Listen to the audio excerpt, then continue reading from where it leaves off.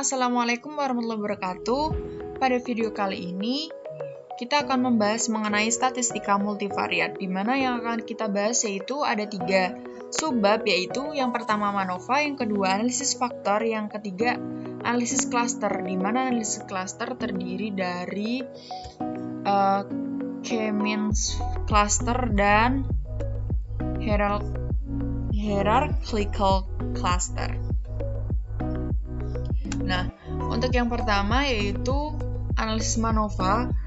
MANOVA atau Multivariate Analysis of Variance adalah uji statistik yang digunakan untuk mengukur pengaruh variabel independen yang berskala kategorik terhadap beberapa variabel dependen sekaligus yang berskala data kuantitatif. MANOVA merupakan bentuk multivariat dari ANOVA. Bentuk multivariat ini maksudnya adalah terdapat lebih dari satu variabel terikat, sehingga uji MANOVA ini digunakan untuk mengukur pengaruh variabel independen terhadap beberapa variabel dependen secara simultan. Nah, di sini saya memiliki contoh kasus di mana masalah yang akan dibahas yaitu kemampuan siswa dalam menguasai mata pelajaran matematika dilihat dari nilai kognitif, afektif, dan tingkat kecerdasan IQ. Nah, dari data ini diketahui bahwa nilai kognitif itu sebagai Y1 dan nilai afektif sebagai Y2, serta untuk variabel X-nya itu tingkat kecerdasan IQ, di mana tingkat kecerdasan IQ itu terdiri dari 4 level. Level yang pertama yaitu siswa yang memiliki tingkat kecerdasan IQ kurang dari 100. Untuk level 2, IQ-nya di antara 100 sampai 125. Untuk level 3, IQ di antara 125 sampai 150, serta untuk yang terakhir yaitu level 4, IQ-nya lebih dari 150. Nah, berdasarkan kasus tadi, ini merupakan data yang sudah saya rangkum di Excel, di mana di sini terdapat 60 data dengan Y1-nya itu nilai kognitif dan Y2-nya nilai efektif, serta X-nya adalah IQ, di mana IQ memiliki 4 level. Lalu untuk melakukan analisis MANOVA kali ini digunakan software SPSS, maka kita copy pastekan saja. Di sini saya sudah pastekan di sini di SPSS-nya tentunya. Lalu di variabel view-nya jangan lupa dikasih name, nilai kognitif untuk Y1, nilai efektif untuk Y2, dan untuk X-nya adalah IQ, di mana IQ memiliki 4 level. Kita masukkan saja di value-nya seperti ini, lalu klik OK saja. Lalu klik Analyze General Linear Model, lalu klik Multivariate. Nah, di sini kita pindahkan variabel dependent ke dependent variable, di mana variabel dependent itu merupakan variabel Y ya teman-teman. Jadi yang kita pindahkan itu nilai kognitif dan nilai efektif. Nah, seperti ini. Lalu untuk IQ-nya kita pindahkan ke fixed factor, lalu klik model, klik build custom terms.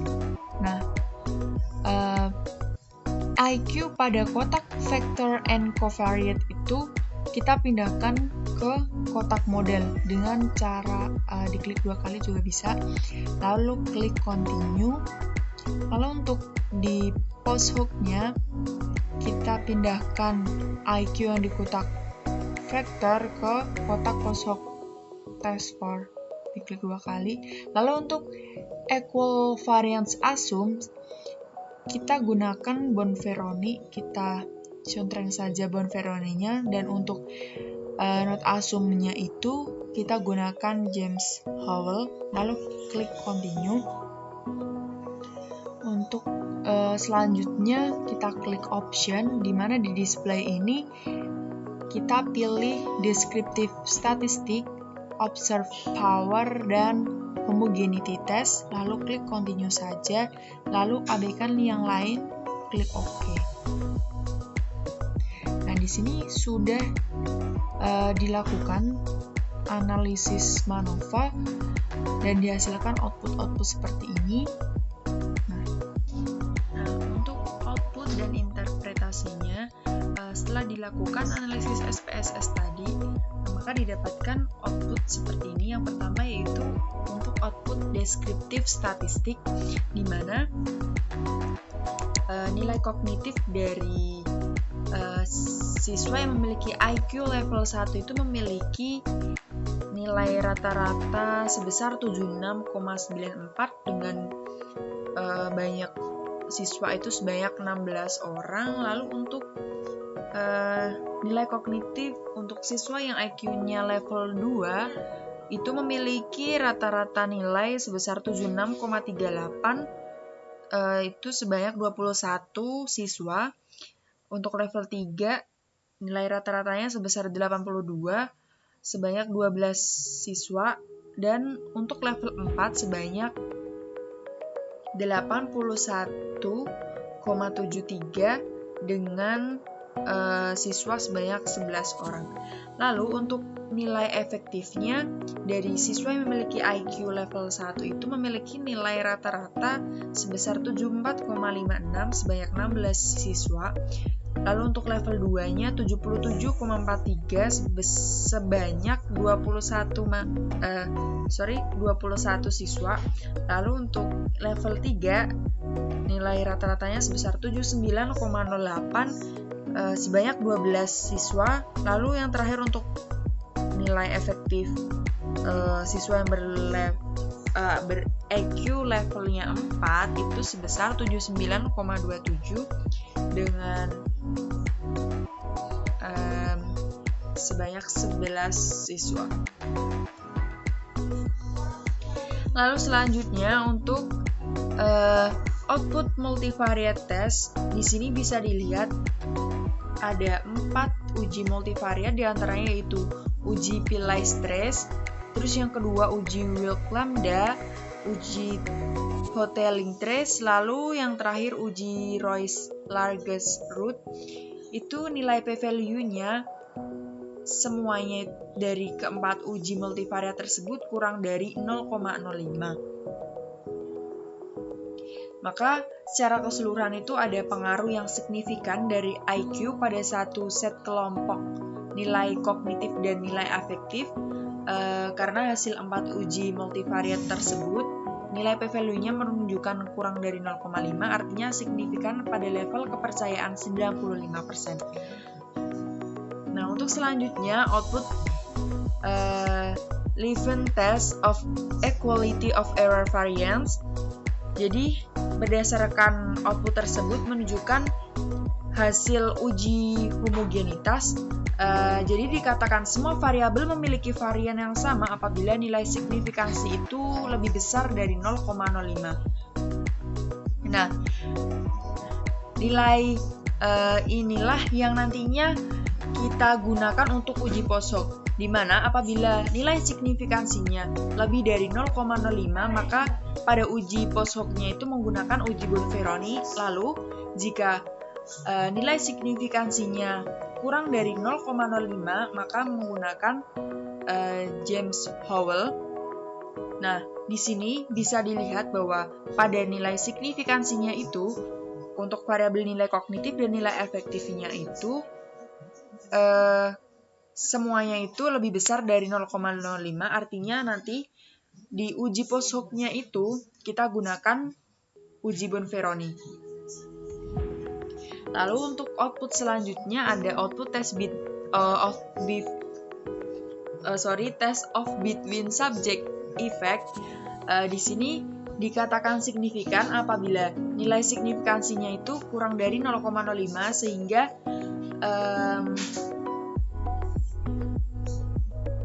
teman-teman bisa lihat bahwa ini itu nilai p-value dari IQ-nya itu sebesar 0,298 itu untuk nilai kognitif dan 0,004 itu untuk nilai efektif. Jadi untuk nilai kognitifnya itu karena p-value-nya lebih dari 0,05, jadi bisa diartikan bahwa IQ itu tidak memengaruhi nilai kognitif. Lalu karena nilai efektif, nilai signifikansinya itu sebesar 0,004 atau kurang dari 0,05, maka IQ itu secara bermakna memengaruhi nilai efektif. Nah, untuk output selanjutnya ada output multiple comparison. Nah, di sini dikatakan ada perbedaan variabel dependen berdasarkan variabel independen, yaitu IQ apabila memiliki tanda bintang. Nah, di sini bisa dilihat bahwa pada uji Bonferroni di variabel nilai kognitif di sini untuk mean difference-nya itu tidak ada yang memiliki tanda bintang. Jadi tidak ada perbedaan nilai kognitif berdasarkan IQ.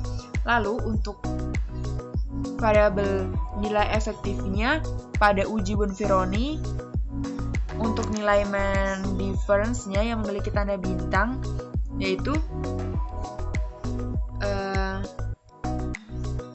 pada level 1 dengan level 3 dan level 1 dengan level 4. Untuk selanjutnya analisis faktor. Nah, analisis faktor itu dilakukan untuk menjelaskan struktur hubungan di antara banyak variabel dalam bentuk faktor atau variabel laten atau variabel bentukan. Faktor yang terbentuk merupakan besaran acak yang sebelumnya tidak dapat diamati atau diukur atau ditentukan secara langsung. Nah, di sini saya memiliki contoh kasus. Diduga ada 5 variabel bebas yang memengaruhi variabel nilai ujian matematika siswa kelas 6 sebuah SD. Nah, sampel siswa diambil 17 dari 75 orang. Variabel tak bebasnya itu dengan Y, nilai UAS matematika siswa kelas 6 SD. Lalu untuk variabel bebasnya ada 5, yaitu X1 rata-rata lama belajar, X2 jumlah konsumsi susu, X3 rata-rata lama tidur, X4 rata-rata jumlah buku yang dibaca, X5 jarak rumah ke sekolah. Nah, dengan kasus ini kita bisa melakukan analisis faktor. Nah, ini merupakan data-data dari kasus tadi, di mana saya sudah pisahkan di Excel dengan karena kita akan menganalisis faktor, jadi yang akan kita analisis yaitu hanya faktor-faktornya saja, diantaranya yaitu variabel independennya. Di sini variabel independennya yaitu ada lama belajar, konsumsi susu, lama tidur, rata-rata buku dibaca, dan jarak rumah ke sekolah. Nah, data ini kita copy pastekan saja ke aplikasi SPSS-nya. Nah, ini merupakan data dari Excel tadi yang sudah saya copy pastekan ke SPSS. Nah, di sini jangan lupa di variabel view-nya kita beri nama sesuai dengan variabel-variabelnya. Nah, setelah seperti ini, kita lakukan analisis faktor dengan caranya klik Analyze, Dimension Reduction, Factor, lalu semua variabelnya kita masukkan ke kotak variabel. Lalu untuk deskriptif, kita klik Initial Solution, lalu kita klik KMON Bartlett Test of Sphericity, and yang terakhir Anti-Image, Continue. Lalu untuk selanjutnya, untuk rotation, kita klik Varimax, klik Continue, Lalu untuk skor, kita klik Save as Variable dan metodenya regression, klik Continue. Nah, ini tidak usah, lalu klik OK saja. Nah, di sini kita sudah hasilkan output-output yang akan kita gunakan untuk menganalisis faktor.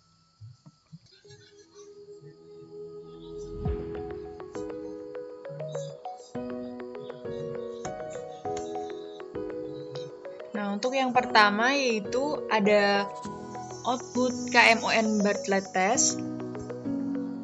Nah, di sini dalam uji Bartlett itu ada hipotesis, yaitu dengan hipotesis H0 itu matriks korelasi sama dengan matriks identitas. H1 matriks korelasi tidak sama dengan matriks identitas. Nah, berdasarkan output di samping, terlihat nilai KMO-nya itu sebesar 0,620 atau lebih besar dari 0,5, maka disimpulkan jumlah data ini telah cukup difaktorkan, sedangkan p-value-nya yaitu nilai signifikansi sebesar 0,00, artinya kurang dari 0,05, maka H0 ditolak sehingga analisis multivariate ini layak untuk digunakan, terutama metode analisis komponen utama dan analisis faktornya. Artinya model analisis faktor yang terbentuk ini layak untuk digunakan. Nah, untuk selanjutnya ada output anti-image matrix. Nah, di sini kita dapatkan output di mana pada output ini terdapat seperti diagonal seperti ini. Nah, di sini anti-image correlation pada semua variabel. Nah, di sini lama belajar 0,637, konsumsi susunya 0,417, lama tidur 0,681, rata-rata buku dibaca 0,407, dan jarak rumah sekolah itu 0,735. Dan di sini terlihat bahwa nilai MSA konsumsi susu dan rata buku dibaca kurang dari 0,5, sehingga variabel tersebut harus kita keluarkan dan kita uji lagi dari awal, kita ulang lagi. Nah, kita akan menguji ulang lagi dengan mengeluarkan variabel konsumsi susu dan rata buku dibaca. Seperti ini. Lalu kita menggunakan cara yang sama, klik Analyze, Dimension Reduction, Faktor, lalu variabel lama belajar, lama tidur, dan jarak rumah ke sekolah. Untuk deskriptifnya juga sama seperti tadi, Initial Solution, KMON Bartlett, dan Anti-Image, klik Continue. Lalu untuk rotationnya, metodenya Varimax, klik Continue. Dan untuk scores-nya, kita constrain Save as Variable, metodenya Regression, lalu kita klik Continue saja, lalu klik OK. Nah, sudah muncul di sini. Untuk output yang kedua yang kita hasilkan yaitu sama seperti tadi, cuman ini bedanya kita menggunakan hanya dengan 3 variabel, yang 2 variabelnya kita drop. Nah, di sini berdasarkan output KMON Bartlett Test ini, kita bisa lihat bahwa nilai KMO-nya itu sebesar 0,7 atau lebih dari 0,5. Jadi jumlah data ini telah cukup untuk difaktorkan. Nah, seperti kriteria-kriteria yang sudah saya terterakan di sini.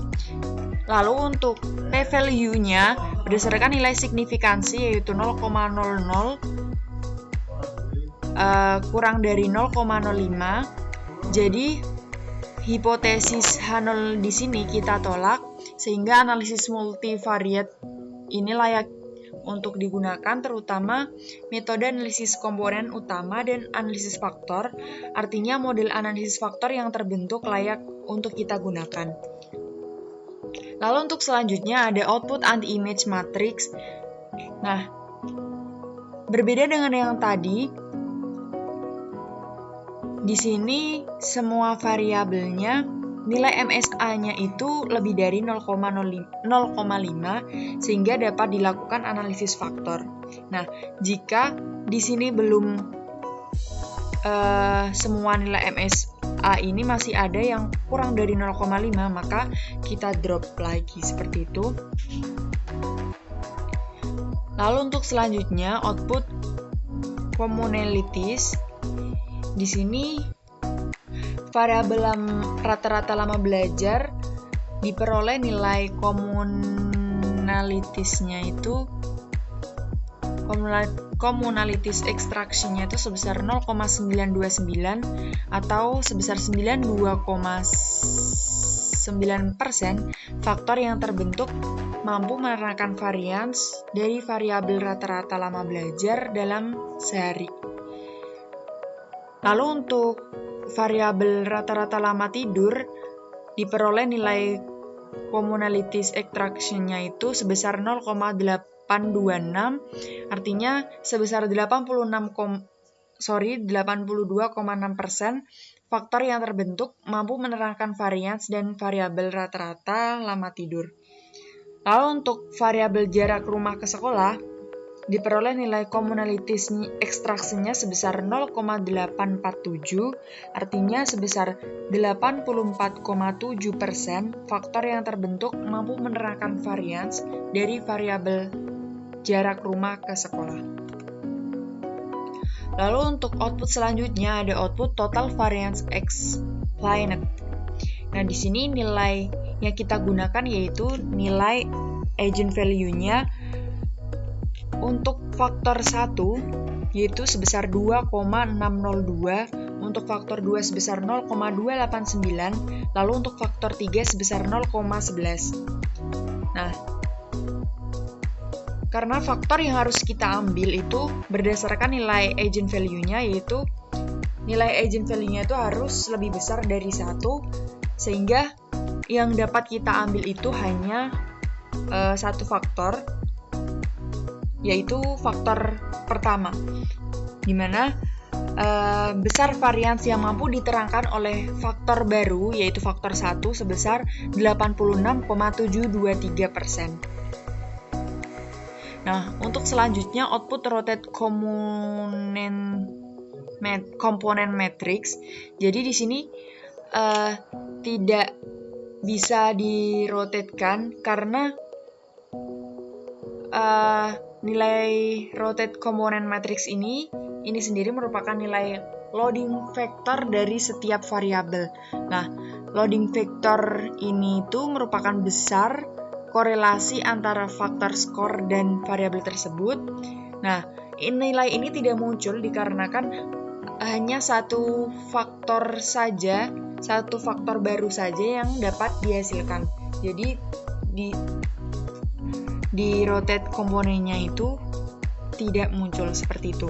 Yang selanjutnya yaitu analisis K-mean cluster, di mana K-mean cluster itu sendiri merupakan analisis statistika yang berguna mengelompokkan sejumlah objek ke dalam jumlah kelompok yang sudah ditetapkan, di mana karakteristik objek hanya dikelompokkan berdasarkan variabel tertentu.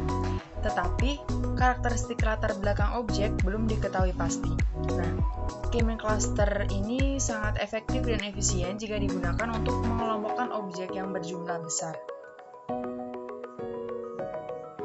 Nah, di sini saya memiliki contoh kasus di mana seorang manajer riset Department Store A mengadakan survei yang bertujuan mengenai segmentasi pengunjung mal berdasarkan pelayanan yang selama ini telah dilakukan.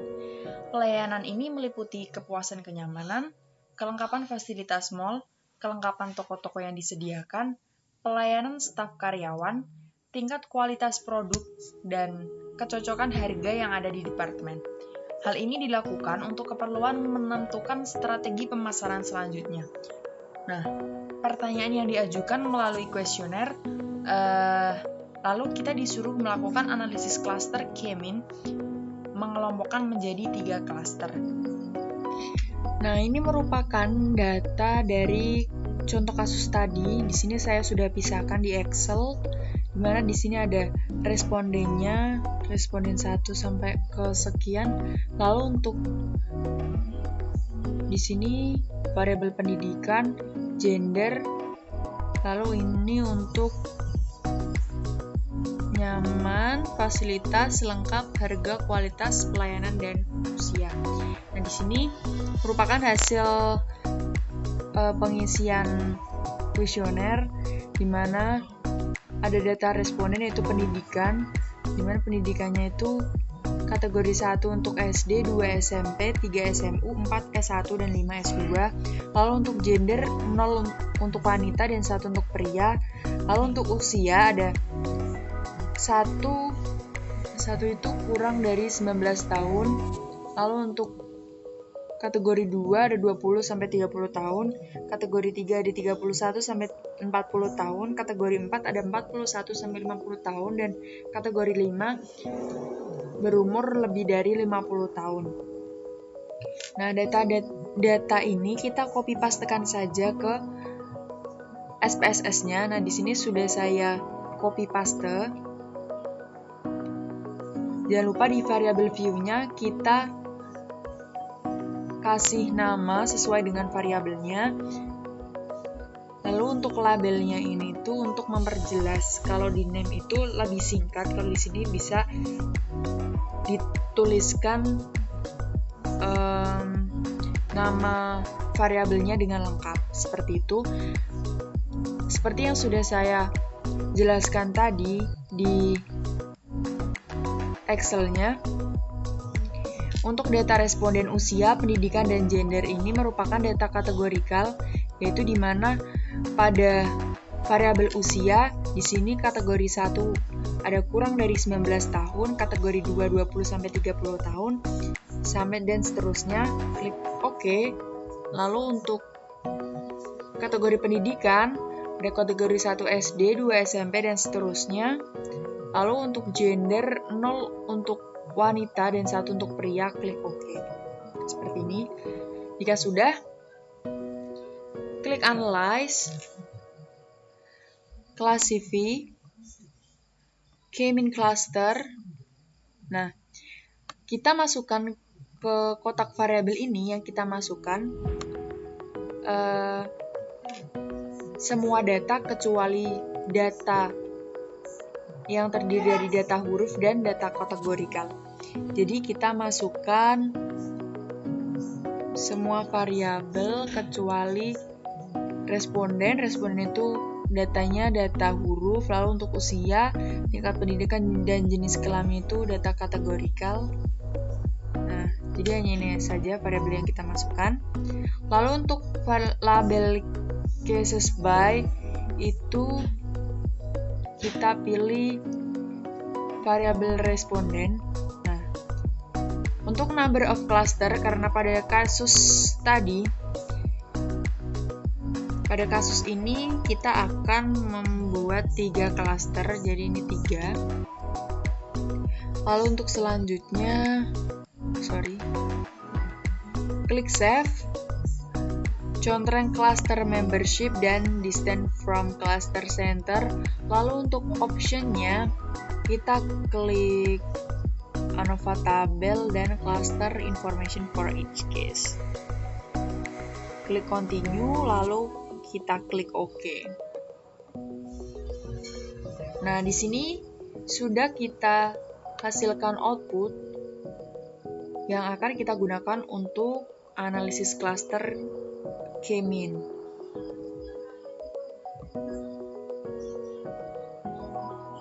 Nah, berdasarkan output tadi dapat kita interpretasi, yaitu untuk output final cluster center di sini pada cluster 1 itu terisi oleh responden yang memiliki proporsi segmentasi pelayanan menurut kelengkapan toko yang disediakan dan pelayanan staf karyawan. Di sini dengan banyaknya 6. Lalu untuk klaster 2 terisi oleh responden yang memiliki proporsi segmentasi pelayanan menurut kecocokan harga yang ada di departemen dan tingkat kualitas produk serta pelayanan staf karyawan. Lalu untuk klaster 3 terisi oleh responden yang memiliki proporsi segmentasi pelayanan menurut kepuasan, kenyamanan, dan kelengkapan fasilitas mall. Lalu untuk output selanjutnya ada output distance between final cluster center. Di sini menyatakan selisih jarak antara tiap cluster dengan cluster lainnya. Nah, berdasarkan output ini dapat kita lihat bahwa selisih jarak klaster 1 dan klaster 2 itu sebesar 3,325, klaster 1 dan klaster 3 sebesar 3,492, klaster 2 dan klaster 3 sebesar 3,261, dan klaster 3 dan 1 sebesar 3,492. Artinya ada perbedaan antar klaster.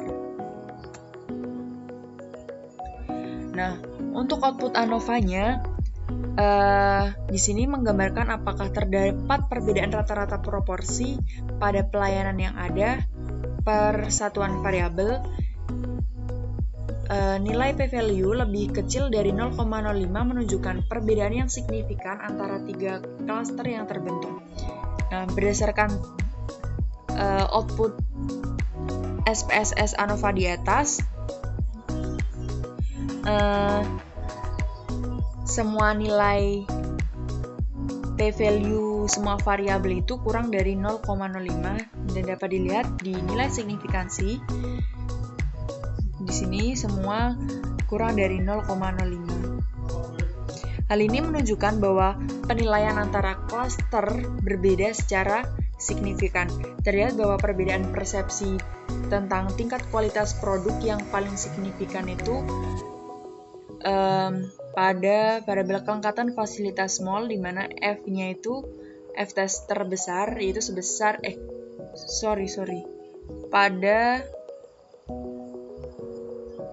terlihat bahwa perbedaan persepsi tentang tingkat kualitas produk yang paling signifikan. Nah, di sini di variabel tingkat kualitas produk yaitu dengan F-testnya itu sebesar 20,516. Dari output analisis di atas itu dapat disimpulkan bahwa semua variabel itu signifikan dan dapat membedakan karakteristik pada klaster. Lalu untuk selanjutnya ada output number of cases in each cluster. Nah, di sini menunjukkan banyaknya anggota tiap klaster. Terlihat bahwa anggota klaster 1 itu ada sebanyak 18 responden, klaster 2 ada sebanyak 14 responden, dan klaster 3 sebanyak 18 responden. Nah, ini untuk output cluster membership-nya. Nah, bisa dilihat bahwa dari tabel tersebut, keanggotaan masing-masing responden terhadap klaster itu bisa kita lihat. Klaster 1 itu beranggotakan responden 1, 3, 6, 9, 16, 18, 22, dan seterusnya sampai responden ke-50. Lalu untuk klaster 2 beranggotakan responden 2, 5, 12, 14, dan seterusnya sampai 45. Lalu untuk klaster ketiga beranggotakan responden 4, 7, 8, 10, dan seterusnya sampai 49. Seperti itu.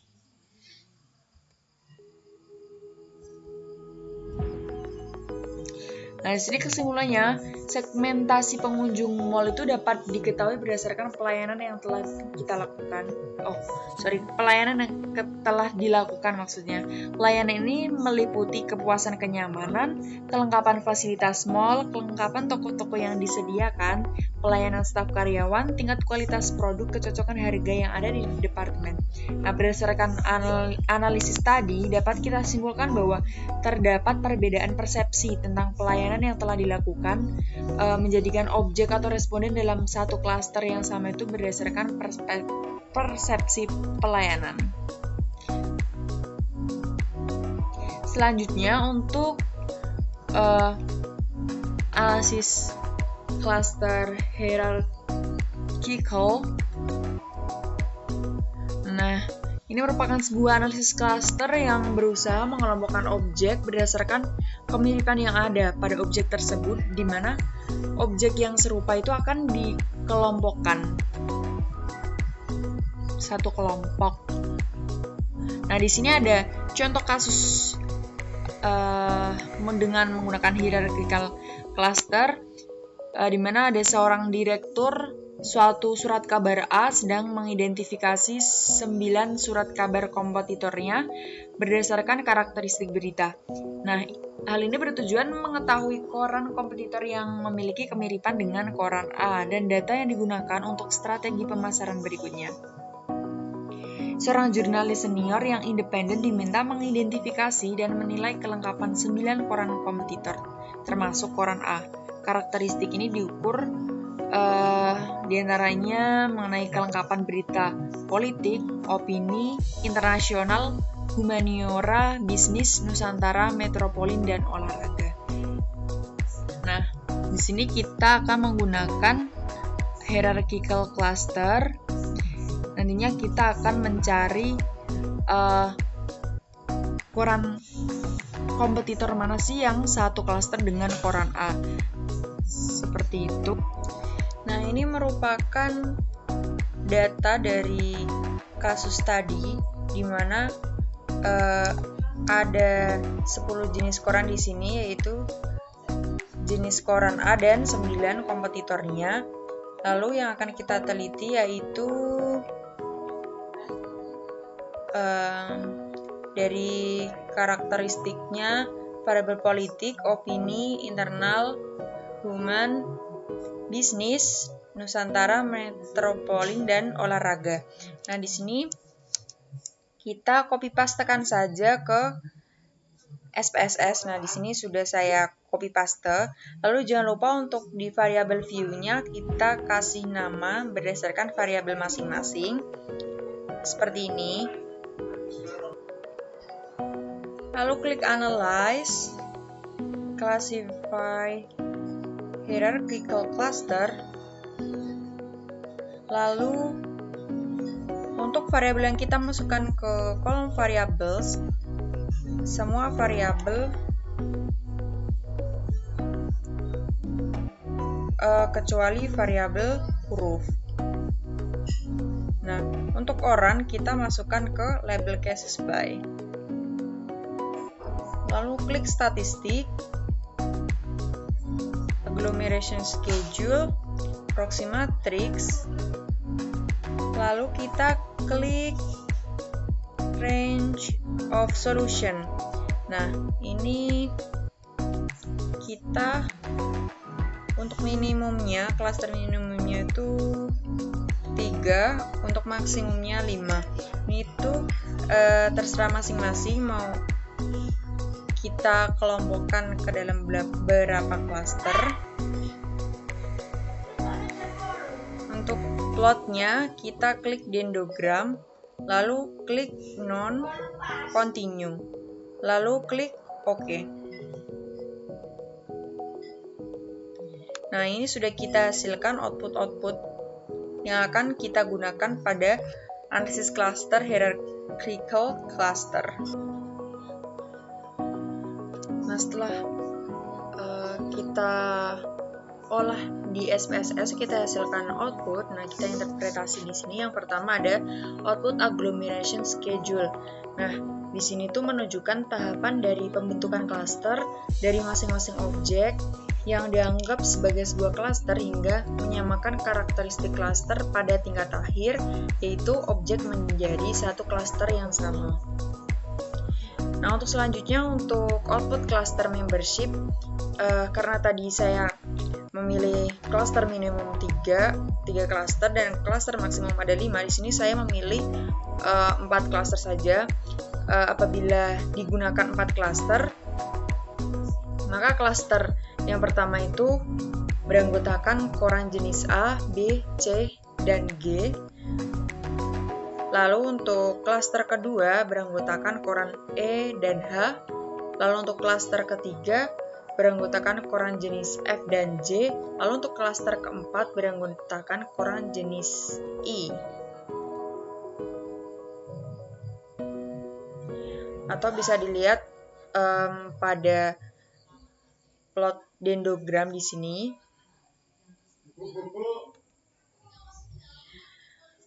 Jadi kesimpulannya itu koran kompetitor yang memiliki kemiripan dengan koran A berdasarkan kelengkapan karakteristik yang diukur, diantaranya ada kelengkapan berita, politik, opini, internasional, humanimora, bisnis, Nusantara, metropolin, dan olahraga adalah koran B, C, dan D lalu G.